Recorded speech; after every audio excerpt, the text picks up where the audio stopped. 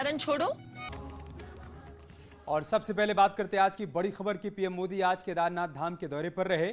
सुबह करीब 8 बजे पीएम मोदी बाबा केदार के धाम पहुंचे और उसके बाद बाबा केदार की विधिवत पूजा और रुद्राभिषेक कर आशीर्वाद लिया। बतौर पीएम आज 5वीं बार पीएम यहां पहुंचे। पूजा पाठ के बाद पीएम मोदी ने केदारनाथ में 400 करोड़ की योजनाओं का लोकार्पण और शिलान्यास भी किया। केदार धाम में तीर्थ पुरोहितों के लिए नए आवास बनाए गए हैं, जिससे तीर्थ पुरोहितों को बहुत लाभ मिलेगा। यात्री सेवाओं से जुड़ी कई योजनाओं की पीएम ने सौगात दी। पीएम मोदी ने केदारनाथ में हो रहे कामों का निरीक्षण भी किया, पुलों को देखा और वहां मौजूद अधिकारियों से बातचीत की।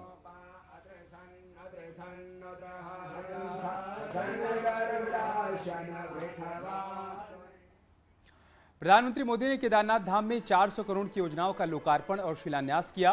पीएम ने केदारनाथ में तीर्थ पुरोहित घर और गरुड़ चट्टी पुल का उद्घाटन किया। साथ ही पीएम ने मंदाकिनी रिटेनिंग वॉल और आस्था पथ का भी उद्घाटन किया। केदारनाथ धाम में प्रशासनिक दफ्तर और अस्पताल का भी आज ही उद्घाटन हुआ है।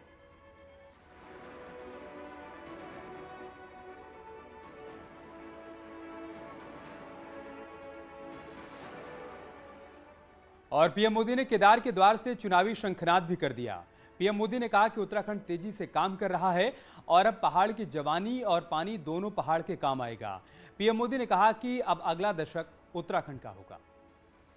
देवभूमि के प्रति असीम श्रद्धा रखते हुए यहां की असीम संभावनाओं पर विश्वास करते हुए आज उत्तराखंड की सरकार यहां विकास के महायज्ञ से जुड़ी है, पूरी ताकत से जुड़ी है। 4 धाम सड़क परियोजना पर तेजी से काम हो रहा है। चारों धाम हाईवे से जुड़ रहे हैं। भविष्य में यहां केदारनाथ जी तक श्रद्धालु केवल कार के जरिए आ सके, इससे जुड़ी प्रक्रिया भी शुरू हो गई है। यहां पास में हो पवित्र हेमकुंड साहब जी हैं।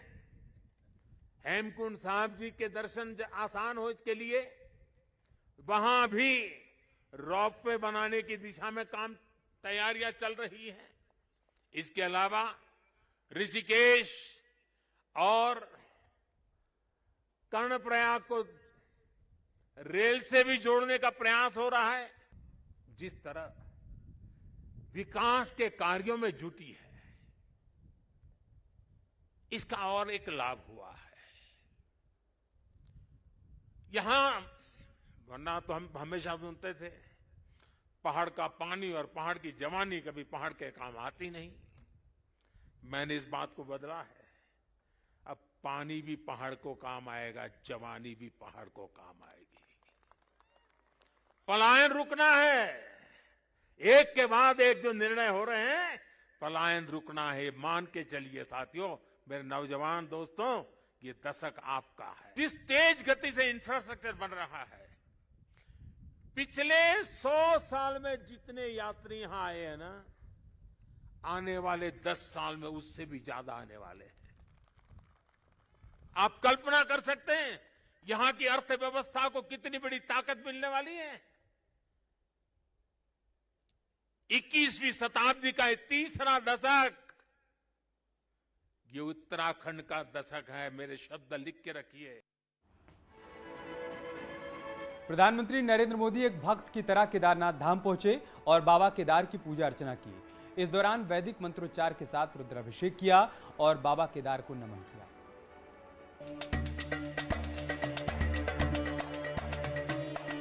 भगवान शिव के सबसे बड़े भक्त प्रधानमंत्री मोदी सुबह सुबह बाबा केदार के द्वार पहुंचे।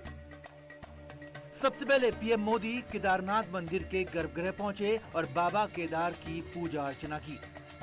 स्वयंभू शिव के दरबार में पूरे विधि विधान के साथ मंत्रोच्चार के उद्घोष के बीच पीएम मोदी की पूजा शुरू हुई। कर्नाटक के रावल और स्थानीय तीर्थ पुरोहितों ने पीएम मोदी का पूजा पाठ कराया।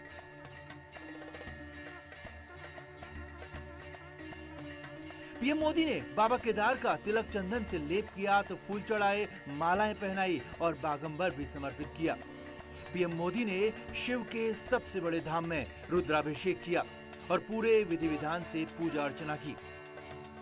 शिव के धाम में प्रधानमंत्री ने आरती की और पूरे देश की सुख समृद्धि की कामना भी की और फिर नंदी महाराज को भी नमन किया और पूरे मंदिर परिसर की परिक्रमा की। नरेंद्र मोदी यहां बाबा के द्वार पर प्रधानमंत्री नहीं बल्कि शिव के सबसे बड़े भक्त के तौर पर पहुंचे थे और उनके इस भक्त रूप ने संदेश दूर दूर तक पहुंचाया। Bureau report, news 18। और प्रधानमंत्री मोदी ने आज सीएम पुष्कर सिंह धामी की भी जमकर तारीफ की और मुख्यमंत्री की पीठ थपथपाई। पहले जब सीएम को भाषण के लिए जाना था तब पीएम ने सीएम धामी की पीठ पर हाथ रखा और उसके बाद अपने भाषण में भी प्रधानमंत्री ने सीएम धामी की तारीफ की, प्रदेश के युवा नेतृत्व की तारीफ की। मैं इस पुनीत प्रयासों के लिए उत्तराखंड सरकार का, हमारे ऊर्जावान नौजवान मुख्यमंत्री धामी जी का और इस कामों की जिम्मेदारी उठाने वाले सभी लोगों का भी आज हृदय से धन्यवाद करता हूं, जिन्होंने एड़ी चोटी का जोर लगा करके इस सपनों को पूरा किया है। मुख्यमंत्री पुष्कर सिंह धामी ने भी प्रधानमंत्री मोदी को धन्यवाद दिया और कहा कि बाबा केदार की यही इच्छा है कि उनका सबसे बड़ा भक्त ही उनके धाम का पुनर्निर्माण करे और वही हो रहा है। सीएम धामी ने राज्य की विकास योजनाओं के लिए भी पीएम को शुक्रिया कहा। भगवान शिव का यह आशीर्वाद है कि उन्होंने अपने परम भक्त को अपने धाम के पुनर्निर्माण के कार्य के लिए चुना है। केदारपुरी का पुनर्निर्माण आदरणीय प्रधानमंत्री जी का ड्रीम प्रोजेक्ट रहा है, जो कि आपके विजन, नेतृत्व एवं संकल्प का सर्वश्रेष्ठ उदाहरण है। ये बाबा केदार और देवभूमि के प्रति आपका विशेष अनुराग ही है, जिसके कारण से पिछले 5 वर्षों में सैकड़ों करोड़ रुपए के पुनर्निर्माण के कार्य केदारनाथ में हुए हैं। भारी वृष्टि होने के कारण से कई जनपदों में व्यापक जनहानि, धन हानि हुई है। तब भी आपने नियमित रूप से दूरभाष पर मुझसे आपदा के संबंध में और बचाव कार्यों की लगातार आप समीक्षा करते रहे हैं। आपने तुरंत 3 एयरफोर्स के यहां पर हेलीकॉप्टर भेजे और 3 हेलीकॉप्टरों के कारण से हमारे यहां पर 500 से भी ज्यादा लोगों की जान बचाई जा चुकी है। एक तरफ प्रधानमंत्री नरेंद्र मोदी ने केदारनाथ में भगवान शिव की पूजा अर्चना की, तो दूसरी तरफ कांग्रेस कार्यकर्ताओं ने जगह जगह शिवालय में जाकर भगवान शिव का जलाभिषेक किया। हम आपको 5 तस्वीरें दिखा रहे हैं, जिसमें अलग अलग जगहों पर कांग्रेस कार्यकर्ता भगवान शिव की पूजा अर्चना करते हुए नजर आ रहे हैं। देहरादून के माल देवता में प्रदेश अध्यक्ष गणेश गोदियाल ने पूजा अर्चना की, तो देहरादून के ही सिद्धेश्वर मंदिर में पूर्व विधायक विक्रम नेगी ने जलाभिषेक किया। पूर्व सीएम हरीश रावत ने हरिद्वार के भांडेश्वर मंदिर में पूजा पाठ किया। टिहरी और हल्द्वानी में शिवालयों में भी कांग्रेस कार्यकर्ताओं ने जलाभिषेक किया। पीएम मोदी के केदारनाथ दौरे पर कांग्रेस हमलावर है। कांग्रेस का आरोप है कि पीएम मोदी ने केदारनाथ गर्भगृह से अपनी पूजा लाइव दिखाकर धार्मिक लक्ष्मण रेखा, धार्मिक मान्यताओं और परंपराओं को तार-तार कर दिया। प्रदेश अध्यक्ष गणेश गोदियाल ने कहा कि केदारनाथ गर्भगृह में किसी भी तरह का फोटो खींचना या टेलीविजन पर सीधा प्रसारण करना सख्त मना है। गोदियाल ने कहा कि पीएम ने केदारनाथ से प्रदेश के लिए कोई घोषणा नहीं की, लेकिन बाबा केदार के दरबार से प्रधानमंत्री नरेंद्र मोदी ने राजनीतिक भाषण जरूर दिया। आदरणीय प्रधानमंत्री जी ने हमारी धार्मिक लक्ष्मण रेखाओं को नांग कर हमारी धार्मिक मान्यताओं को, हमारी धार्मिक आस्था को, हमारी धार्मिक परंपराओं को केदारनाथ के गर्भगृह से अपनी पूजा को लाइव दिखाकर तार-तार किया। हमें इसका बहुत दुख है। मैं इस बात से आहत हूं कि माननीय प्रधानमंत्री जी ने केदारनाथ मंदिर के परिसर से एक राजनीतिक भाषण दिया। प्रधानमंत्री मोदी की केदारनाथ दौरे का प्रदेश के 35 शिवालयों में सीधा प्रसारण करने से सियासत गर्म हो चुकी है। उधर कांग्रेस भी शिवालयों में पूजा पाठ करती हुई नजर आई और सॉफ्ट हिंदुत्व की तरफ बढ़ती हुई नजर आ रही है।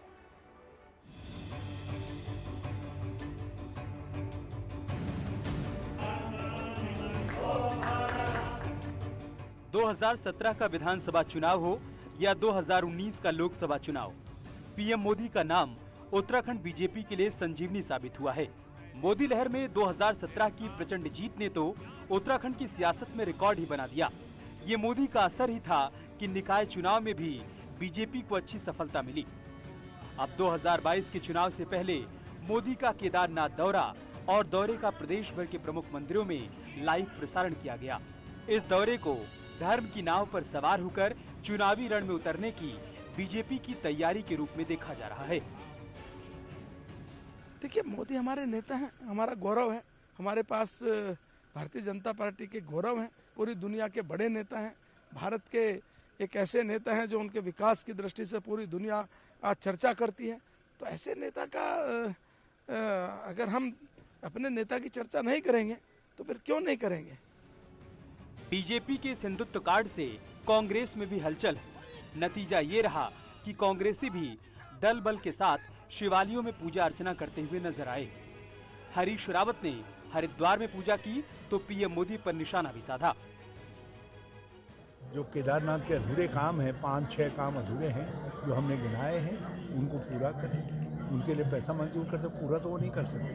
पूरा तो अब कांग्रेस की सरकार ही करेगी, ये तो कुछ कर नहीं सकते।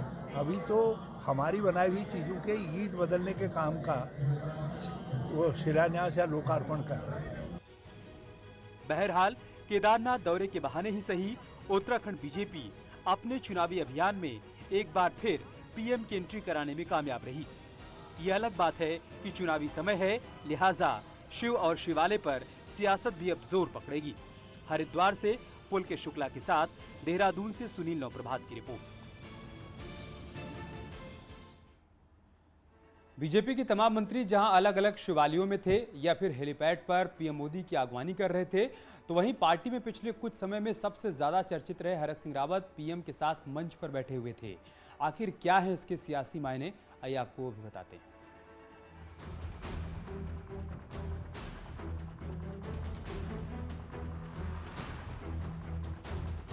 यशपाल आर्य के बाद बीजेपी छोड़कर जाने वालों में अगर सबसे अधिक किसी नाम की चर्चा थी तो वो नाम था हरक सिंह रावत का। विधानसभा चुनाव से ठीक पहले हरक के बयान और कांग्रेस ज्वाइन करने की चर्चाओं ने बीजेपी की चिंता बढ़ा दी थी, लेकिन 30 अक्टूबर को अमित शाह के दौरे के बाद मामला जैसे शांत हो गया। तो वहीं नाराज पंडा पुरोहितों से बातचीत करने के लिए भी पार्टी ने हरक सिंह रावत को भेजा। अब शुक्रवार को पीएम के साथ मंच पर उनकी मौजूदगी से ये बात भी साफ हो गई कि डैमेज कंट्रोल हो गया। सीएम के करीबी यतीश्वरानंद और प्रोटोकॉल मिनिस्टर होने के नाते धन सिंह रावत के बाद अगर मंच पर कोई मंत्री था तो वो थे हरक सिंह रावत। नहीं, ऐसा कुछ भी नहीं है, क्योंकि केदारनाथ में 2013 में मैंने काफ़ी उस समय काम किया और हर चीज़ में राजनीति नहीं होनी चाहिए।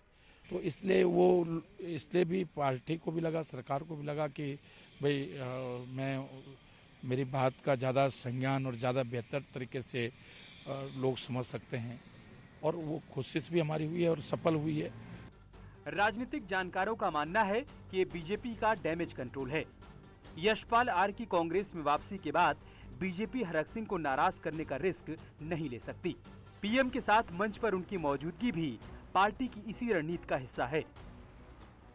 पार्टी के अंदर एक जो भय और ये डर था कि कहीं ऐसा ना हो कि हरक सिंह के साथ और भी कुछ लोग जो हैं बीजेपी को छोड़कर कांग्रेस में चले जाएं। केदारनाथ में भी जो उनकी जो उपस्थिति है वहां पर, और तमाम मंत्री नहीं थे और वो थे बिल्कुल वहां पर, मुख्यमंत्री के साथ थे, तो ये लगता है कि कहीं ना कहीं उनको वेटेज दी जा रही है, और ये बिल्कुल इस तरीके से कि उनको किसी तरीके से बिल्कुल चुनाव तक भाजपा अपने पक्ष में अपने साथ बांध के रखना चाहती है।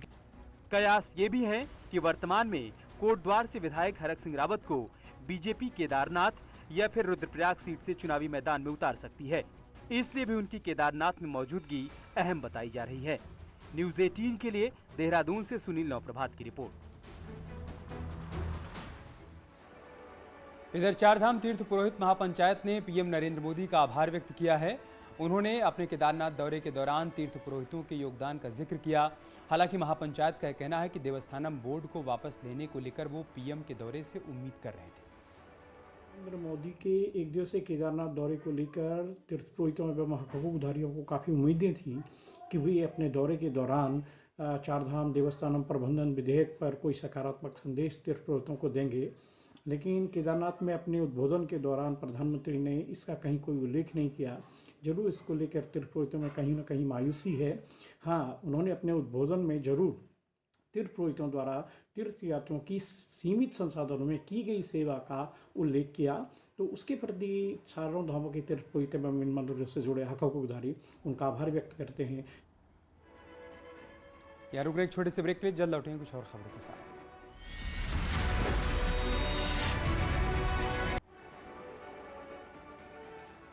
एक बड़ी खबर की बात करते हैं। 4 धामों में कपाट बंद होने की प्रक्रिया शुरू हो गई है और आज गंगोत्री धाम के कपाट बंद हो गए। पूरे विधि विधान के साथ गंगोत्री धाम के कपाट बंद किए गए। सुबह 11:45 पर गंगोत्री धाम के कपाट बंद हो गए हैं। मां गंगा की उत्सव डोली के लिए हजारों की संख्या में भीड़ यहां पर इकट्ठा हुई थी और रावल तीर्थ पुरोहितों के साथ मुखबा उखीमठ के लिए उत्सव डोली रवाना हो गई है। कल भैया दूज के मौके पर मां गंगा की डोली मुखबा पहुंचेगी और अपने शीतकालीन गद्य स्थल पर विराजमान हो जाएगी।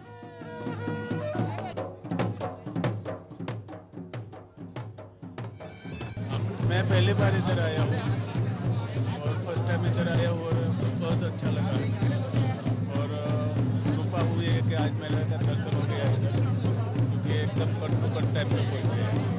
अभी हम 15 मिनट पहले ही आए और हजारों श्रद्धालुओं के साथ माँ भगवती गंगा की डोली मुखबा के लिए अपने शीतकालीन प्रवास के लिए वो प्रस्थान कर चुकी है।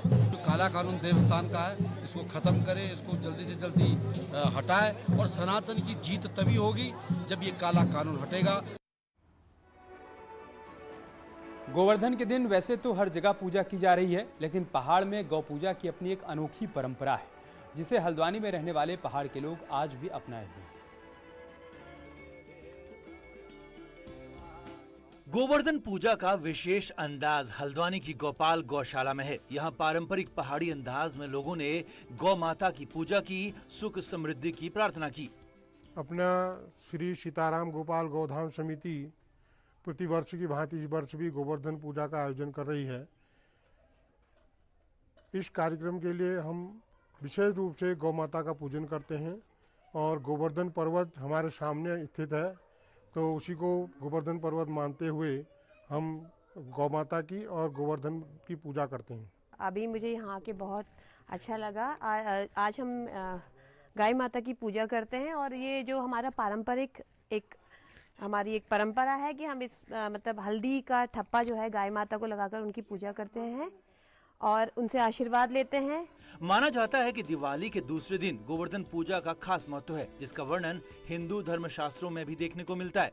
कि गाओ विश्वस्य मातरः कहा गया है, क्योंकि गौ माता में अग्नि देवता, वातो देवता, सूर्यो देवता, चंद्रमा देवता, वशो देवता इत्यादि इत्यादि देवताओं का वास होता है, जो अंत में धर्म, अर्थ, काम और मोक्ष की परम गति को प्राप्त होते हैं यह पूजन करके। साफ है, गाय का अपना सांस्कृतिक और धार्मिक महत्व है। भले ही पहाड़ की बड़ी आबादी बड़े गांवों से दूर मैदान में बस गई हो, लेकिन वो अपनी परंपरा और पूजा करने के तौर तरीके आज भी संजोए हुए हैं। हल्द्वानी से न्यूज़ 18 के लिए शैलेंद्र नेगी की रिपोर्ट। और चमोली के जोशीमठ से एक बड़ी खबर है, जहां पर नीति घाटी में भारी भूस्खलन हुआ है और कई टन वजन के बोल्डर गिरे हैं। बोल्डर्स की चपेट में 4 गाड़ियां आ गई हैं। गाड़ियां पूरी तरीके से चकनाचूर हो गई हैं। गाड़ियों को भारी नुकसान पहुंचा है। देर रात यह हादसा हुआ। नीति मलारी हाईवे पर भलगांव के पास यह हादसा हुआ। प्रशासन और बीआरओ की टीम ने मौके पर पहुंचकर राहत बचाव कार्य आगे बढ़ाया।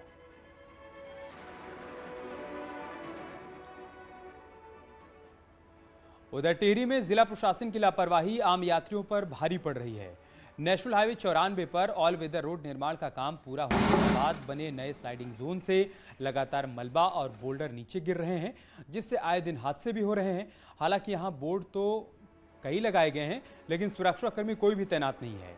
कई बार लोगों की जान सांसत में आ रही है। अब प्रशासन का कहना है कि इसके ट्रीटमेंट के लिए शासन को प्रस्ताव भेज दिया गया है।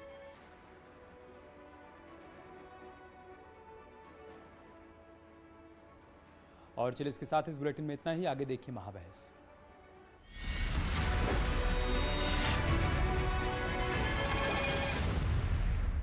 ध्यान लगाना